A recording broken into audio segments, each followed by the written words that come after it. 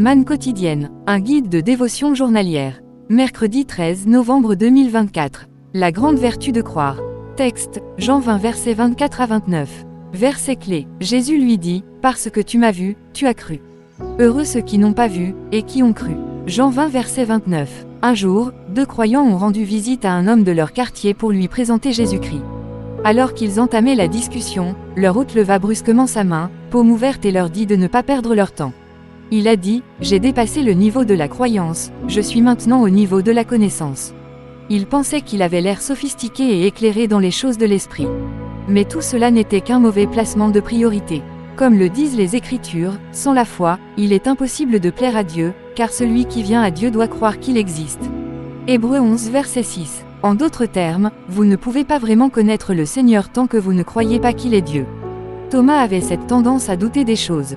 Un jour, alors que Jésus informait ses disciples que leur ami Lazare était mort, mais qu'il allait le réveiller du sommeil de la mort, Thomas rétorqua cyniquement, « Allons aussi, afin de mourir avec lui. » Thomas était absent le jour où Jésus a rendu visite à ses disciples après sa résurrection.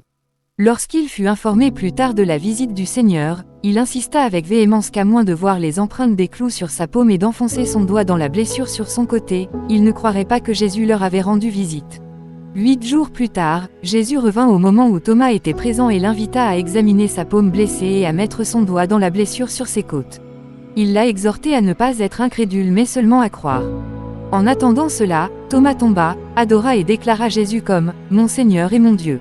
Jésus lui reprocha ensuite d'avoir attendu de voir avant de croire en lui, disant « Heureux ceux qui n'ont pas vu et qui ont cru ». Parfois, les gens attendent de voir des signes et des prodiges ou de faire l'expérience d'une manifestation surnaturelle de la puissance de Dieu avant de croire en Christ. En réalité, ils n'ont besoin d'aucune autre preuve que Jésus est Seigneur. Il est ressuscité d'entre les morts non pas comme un esprit mais comme un être humain qui a été vu, touché, à qui on a parlé, qui mangeait de la nourriture et priait pour ses disciples. En fin de compte, attendre un autre signe ne rendrait pas Jésus plus réel pour vous. Au contraire, cela prolongerait votre incrédulité et pourrait même conduire à la damnation en enfer. Pensée du jour. Apprenez à marcher par la foi, non par la vue. La Bible en 1 an. 2 ROIS 3 à 4.